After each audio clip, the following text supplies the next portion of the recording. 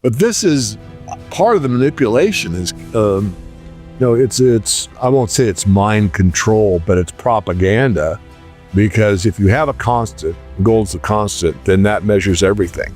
And a dollar is not a constant. In fact, what is the price of gold? It's just showing you the depreciation of the dollar or the paper currency versus something that is constant, an ounce of gold.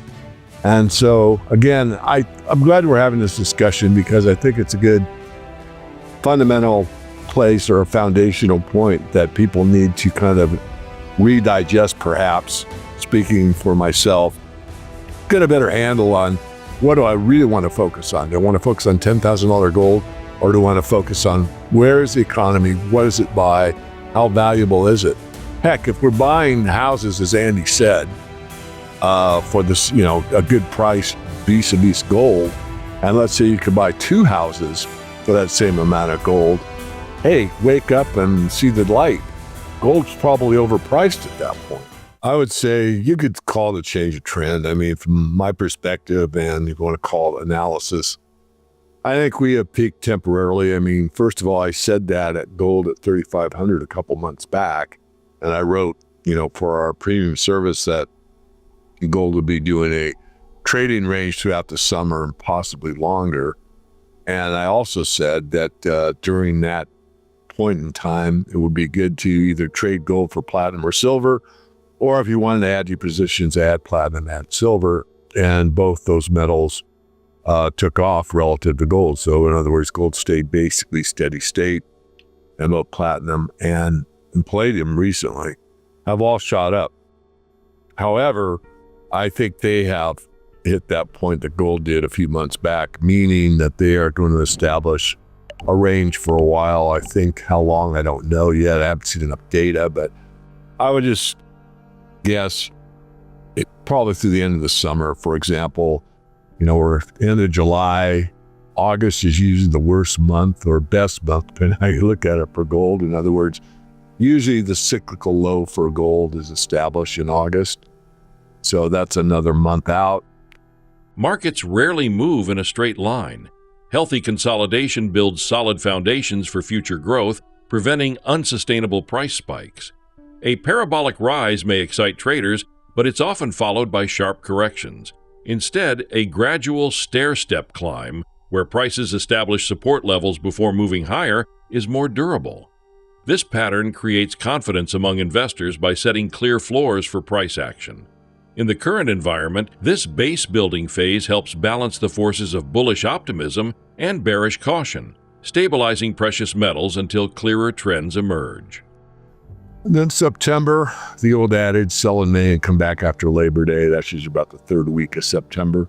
So I would guess, from historic precedent, we would see probably all 4 metals move in a trading range from here, probably for a couple months at a minimum. Obviously, something could hit. But most of the news that's favorable to the metals is already kind of put into the price. And I know everyone's thinking there's very little resistance for silver from, 39 up. But hit 39 briefly, and now it's dropped off about $1, he said. So that's it. Sideways is what I expect. Doesn't mean the bull market's over. It's really healthy for markets to consolidate and build another base and move up. I made that comment on another interview recently. What you really don't want is a higher price every day, and then you get into a parabolic move. Those are not sustainable. But if you staircase up, you build a base at 32, then it jumps up to 34, and you build a base there, and then it jumps up to 36, and you build a base there. Of course, that's an idealized base because, they go up and down, but basically speaking, if you look at the charts, that's kind of what it looks like, a stair. And those are pretty stable because you have a base, so then you have a support level, then you move up and you build another support levels. As we both know, the tariff situation is like playing 21 at Las Vegas. You could keep rolling the dice over and over and coming up with a different number. But on the basis of what you asked me, yeah, I think there's a little more stability, a little more reconciling what these tariffs are really going to look like, and a little more solidity to the proposition that, here's what we're going to do. And you can kind of like depend on that. So yeah, I think markets hate instability. They hate the unknown. So even though tariffs might not be suitable to the counterparty that has to pay them, once they are established and consistent and they know what they're going to be for some, time frame, then the market can kind of, take that in and work with it. Trade tariffs have long been a source of uncertainty, much like a dice game with unpredictable outcomes. However, as tariffs become better understood and more consistent, markets can adapt. Stability and predictability in policies reduce risk premiums and support price discovery. Markets generally dislike ambiguity. Once tariff terms become clearer, investors can factor them into valuations, leading to steadier price behavior. This normalization could support a range-bound market in the near term, as traders wait for fresh geopolitical or economic developments to drive the next move in metals. I think we're at again, that trading range, and that's what I call an indecision pattern. It's kind of equal bulls and equal bears. No one's really winning. The bears win and the market goes down $100. The bulls win and it goes up $100. I'm referring to gold. And that means that just what I said. So what's going to take it to 4,000? Well, the bulls have to win. There has to be more buying pressure than selling pressure. What would cause that? Well, there's a number of things, but most are out there already. The war situation, Middle East, Ukraine hasn't gone away, flare-ups in Pakistan that have cooled off. So all of those things that are really favorable to an increase in gold prices are already there and pretty well known. So what's going to take it to the next level? And that would probably be something in the financial sphere where we have, let's say another bond auction and no one shows up, as an example, where, yields are actually forced higher because demand is nothing. So to sweeten the deal, prices, their yield gets pushed higher. And that's just an idea. I'm not saying that's going to happen. I'm just giving you an example.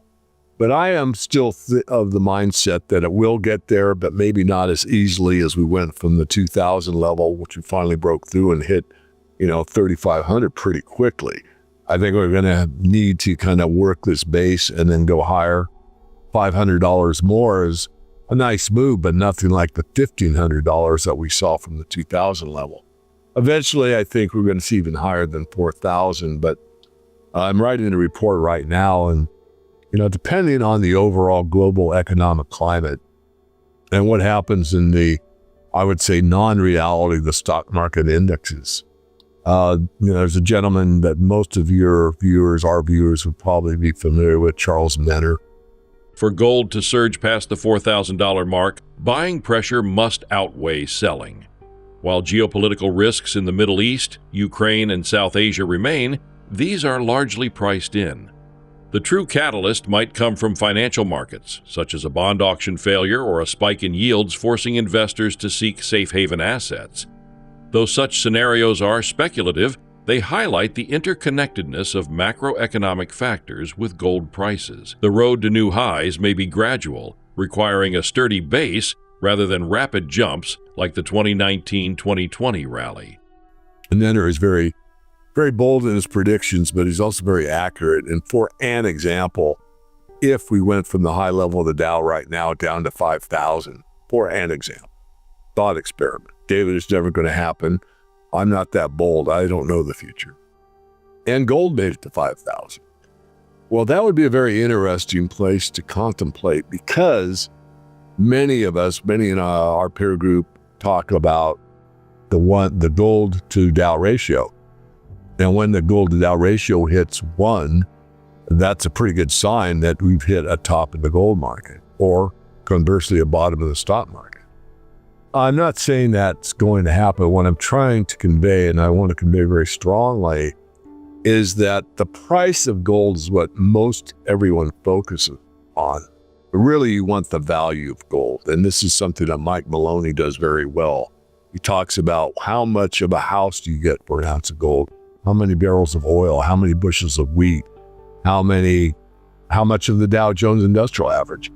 And so if you thought about, let's say, a contraction in the economy and the housing prices came down nationwide, we just use the US for an example, let's say 1/3, but gold went up by that $2,000 or $1,500 from $3,500 to $5,000. So you got that increase in gold and you got a decrease in the housing market or maybe the bond market or the stock market or the automobile market, which is suffering badly. So you have to look at it in terms of what do I get for that? So it's not always a function of price. That's what we're taught to think, and we think prices all the time. But really, I think a better and more accurate measure is to look at what it buys in terms of other hard assets. Focusing solely on gold's dollar price misses the bigger picture. Gold's real worth lies in its purchasing power, how much goods or assets it can buy. Whether it's housing, oil, or staples, gold measures value against a backdrop of currency depreciation. This perspective, championed by analysts like Mike Maloney, emphasizes gold as a constant amid fluctuating currencies. For investors, the key is to gauge gold's strength relative to other economic assets, not just its nominal price. Such a mindset aids in recognizing true market trends and avoiding illusions created by inflated dollar figures. I think a lot of, I know, my people that follow me, whether they're, paid members or not, I mean, they look at, some of us that have a pretty good track record for guidance. I wouldn't say, I don't have a crystal ball. I certainly have made some good calls. I've made some errors. But I think that you got to be objective in this business. It's hard because there's so much emotion around money to begin with, let alone sound money and the argument for, truth in the financial system, which is rare. But with all that aside, you have to stay realistic. And, to put a number out there of, 600 or 1,000 or whatever for silver, you can do whatever you want. I'm free market. That's free market thinking. And maybe in terms of how much the currency's depreciated, that would be the real price. But the market knows more than anybody. And yeah, the market is manipulated. It has been proven. But I don't want to go down that path right now. What I want to do is reiterate what you said, Elijah. And that is, what really got me more solidified I'll call myself a gold bug. I don't really consider myself that, but I'll use that moniker, was The Invisible Crash by James Dines, one of the first books I read on hard money. And what he pointed out was that the stock market keeps making larger and larger numbers, but in terms of gold, it's actually going down. And that's a real eye-opener. And I said that on your father's last time your dad interviewed me. And I really enjoyed, speaking that. And he actually wrote me back, said, David, I'm not seeing that. The AI is not telling me that. So I got a chart for him and I sent it to him. I said, well, there you go. There's the proof. But this is part of the manipulation is, it's, I won't say it's mind control, but it's propaganda. Because if you have a constant, gold's a constant, then that measures everything. And a dollar is not a constant. In fact, what is the price of gold? It's just showing you the depreciation of the dollar or the paper currency versus something that is constant, an ounce of gold. And so, again, I'm glad we're having this discussion because I think it's a good fundamental place or a foundational point that people need to kind of redigest, perhaps, speaking for myself, get a better handle on what do I really want to focus on? Do I want to focus on $10,000 gold? Or do I want to focus on where is the economy? What does it buy? How valuable is it?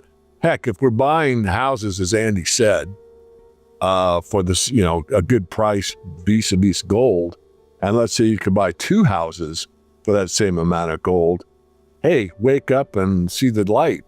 Gold's probably overpriced at that point. Since the 1971 end of the gold standard, global currencies have drifted from sound money principles, fueling financial distortions. Today, we face a crossroads between increasing monetary control through digital currencies and centralized banking and the push for market freedom. Greater transparency and freedom in money systems correlate with broader economic liberty.